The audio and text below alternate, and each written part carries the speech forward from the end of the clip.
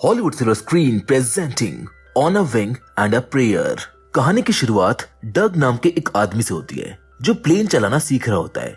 उसी प्लेन में उसके साथ उसकी फैमिली भी ट्रैवल कर रही होती है क्योंकि इनकी फैमिली को एडवेंचर्स काफी पसंद होते हैं।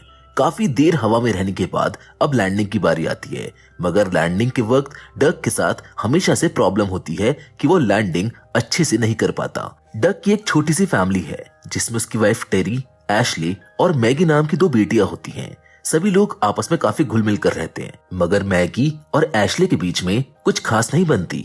एक दिन डग और उसकी फैमिली मिलकर एक कुकिंग कंपटीशन में पार्टिसिपेट करते हैं, जहां पर इनको उम्मीद होती है कि ये लोग जीत जाएंगे, और इसी उम्मीद के चलते ये लोग उस कंपटीशन को जीत भी जाते हैं, जिसके लिए इनको काफी बड़ा इनाम यानी कि कैश प्राइज भी मिलता है। यहाँ हमें मालूम पड़ता है कि डग और उसकी फैमिली ने जरूरत से ज्यादा काफी खाना बना दिया है क्योंकि वो लोग बचे हुए खाने को गरीबों में बांटना चाहते थे।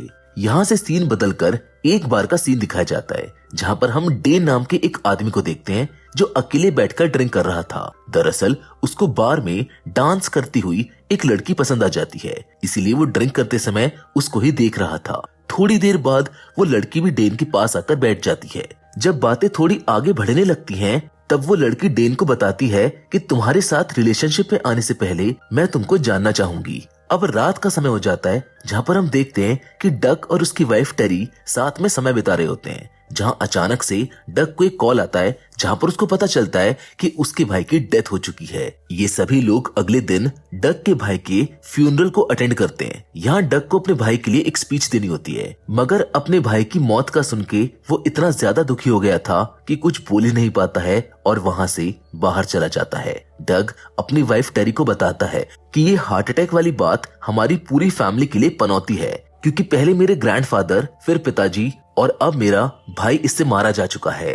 टेरी अपने हस्बैंड को समझाते हुए भगवान पर भरोसा करने को कहती है, लेकिन अब इस जगह पर आकर डग का भगवान पर से विश्वास पूरी तरह से टूट चुका था, इसीलिए अब वो भगवान पर भरोसा नहीं करता था। ये बात कहकर वो बाहर खुली हवा लेने के लिए चला जाता है। अगले सीन में कोरी नाम के एक लड़के को दिखाया जाता है जो अपनी गर्लफ्रेंड एशले के साथ एक गैराज में बैठा था। यहाँ पर हम जान पाते हैं कि कोरी ने एक प्लेन एक्सीडेंट में अपने पेरेंट्स को खो दिया है, जिसकी वजह से वो हमेशा उदास रहता है, और इन्हीं कारणों से कोरी और एशले का रिलेशनशिप भी कुछ खास चलता हुआ दिख नहीं रहा था। अब हम कहानी के एक और इम्पोर्टेंट कैरेक्टर से मिलते हैं जिसका नाम डोना होता है, जो कि महज 3 साल की है अभी। डोना हमेशा एक पायलट ही बनना चाहती थी और उसका सपना है कि वो बड़े होकर प्लेन उड़ाए, इसीलिए छोटी सी उम्र में भी वो अपने लैपटॉप पर प्लेन्स वाले गेम ही खेलती है, जिससे वो उनके बारे में ज्यादा से ज्यादा सीख सके। दूसरी ओर डग अपनी फैमिली के साथ दूसरे घर जा रहा होता है, जिसके लिए वो एक प्राइवेट प्लेन को हायर करता है। यहाँ पर हम देख सकते हैं कि एशले और मैगी के बीच में अनबन चल रही होती है, और जाहिर सी बात है कि दोनों बहनें एक दूसरे को पसंद नहीं करती हैं। आगे हम प्लेन के पायलट से मिलते हैं जिसका नाम जो होता है, जो देखने में काफी एक्सपीरियंस लगता है। डग और उसकी फैमिली प्लेन में सवार हो जाते हैं, जहाँ पर जो डग को भी अपने साथ कॉकपिट में बैठा लेता है। वो उसको कहता है कि तुम भी मेरे साथ प्लेन उड़ाओगे। प्लेन के कंट्रोल मॉड्यूल को देखकर डग कहता है कि ये तो स्पेस स्टेशन जैसा लग रहा है, जबकि मैंने जो प्लेन चलाया है वो तो बहुत बेसिक था। सारी तैयारियां होने के बाद जो प्लेन को हवा में लेकर ऑटो पायलट मोड में डाल देता है, लेकिन तभी अचानक से उसको हार्ट अटैक होता है और उसकी मौत हो जाती है। इससे प्लेन में बैठी डग और उसकी फैमिली काफी डर जाती हैं। टेरी डग की मदद करती है और जो की बॉडी को बाहर निकालकर कॉकपिट में आ जाती है। दिमाग लगाते हुए डग एयर ट्रैफिक कंट्रोलर को कॉल करता है और उनको इस सिचुएशन के बारे में बताता है। साथ ही में वो कहता है कि मुझको प्लेन उड़ाने का थोड़ा बहुत एक्सपीरियंस तो है, लेकिन इस प्लेन के बारे में ज्यादा नॉलेज नहीं है। जबकि उधर एयर ट्रैफिक कंट्रोलर की तरफ से लीजा नाम की एक लेडी डग से बात करती है और उसको इंस्ट्रक्शन देते हुए शांत रहने को कहती है। वो उस रास्ते में चलने वाले सभी प्लेन्स को वहां से हटने को बोलती है ताकि किसी भी प्रकार की दुर्घटना से बचा जा सके। लेकिन असली समस्या तो अब आने वाली थी, क्योंकि आगे मौसम बिगड़ रहा था और जल्द ही एक भयानक तूफान उनसे आके टकराने वाला था। इधर डोना भी किसी तरह से सैटेलाइट को हैक करके पता लगा लेती है कि एक प्लेन का पायलट बीच हवा में मर चुका है, और वो प्लेन के नंबर को डालकर इंटरनेट से ये भी पता लगा लेती है कि प्लेन उसी की सिटी में आके लैंड करेगा, चाहे अब वो क्रैश लैंड हो या फिर नॉर्मल लैंडिंग हो। मगर एयर कंट्रोल की तरफ से कोई डग को ये नहीं बताता कि आगे मौसम बिगड़ने वाला है, क्योंकि सब जानते हैं कि ऐसा करने से डग और उसकी फैमिली डर जाएगी। लीजा डग को इंस्ट्रक्ट करते हुए बोलती है कि आप प्लेन को ऑटो पायलट मोड से हटाकर उसका कंट्रोल अपने हाथों में ले लो। डग ऐसा ही करता है। डग के साथ बैठी उसकी वाइफ उसकी मदद करती है और उसको शांत रहने को कहती है। यहाँ एयर ट्रैफिक अपनी तरफ से पूरी कोशिश कर रहा होता है कि वो इन्हें बचा ले, इसीलिए वो ब्रायन नाम के एक शख्स को बुलाते हैं, क्योंकि उसने एक समय में सेम प्लेन चलाया हुआ था, इसीलिए उसको इस प्लेन के बारे में काफी नॉलेज थी। इसीलिए ब्रायन भी डग को इंस्ट्रक्शन देता है। इधर डेन भी कोरी को फोन कर सारे सिचुएशन बता देता है, जिसको सुनकर कोरी भी उसकी मदद करने के लिए मान जाता है। वो सोचता है कि अगर आज मैंने डग और उसकी फैमिली को बचा लिया तो लगेगा जैसे मैंने अपने पेरेंट्स को बचा लिया। ट्रैफिक कंट्रोल के ऑफिस में कॉल करने की वजह से डेन के सीनियर्स उसको बताते हैं कि ऐसा करने पर तुम्हारी जॉब भी जा सकती है, मगर इन सब की परवाह ना करते हुए वो कोरी के द्वारा दिए गए इंस्ट्रक्शंस को अपने सीनियर्स तक पहुंचाता है और वो सीनियर्स उन इंस्ट्रक्शन को डग को पहुंचाते हैं। डोना को भी पता चल चुका है कि प्लेन उसी के शहर में लैंड करेगा, इसीलिए वो अपने दोस्त के साथ वो लैंडिंग साइट के लिए निकल जाती है। इन सब के बेहतरीन कॉम्बिनेशन के कारण डग तक सही इंस्ट्रक्शंस पहुंचाए जाते हैं ताकि उनकी जान बच सके। दूसरी तरफ मैगी की तबीयत बिगड़ने लगती है क्योंकि उसने थोड़ी देर पहले ही पीनट बटर खा लिया था। दरअसल मैगी को पीनट बटर से एलर्जी होती है, इसीलिए बेली उसकी मदद करते हुए एक इंजेक्शन उसको देती है जो हमेशा वो अपने साथ लेकर चलती है। इससे धीरे धीरे मैगी की तबीयत अब सुधरने लगी है। चाहे दोनों आपस में कितनी भी लड़ती हो, मगर दोनों बहनें एक दूसरे का ख्याल तो रखती हैं। डग जिस प्लेन को चला रहा है वो पूरी तरह से एक ही दिशा में चले जा रहा है और चलते चलते वो एक समंदर के ऊपर पहुंच गया था, जहां सामने से एक बहुत बड़ा तूफान आ रहा होता है, जिसको देखकर डग घबरा जाता है और उसे कुछ समझ नहीं आता कि वो अब क्या करेगा।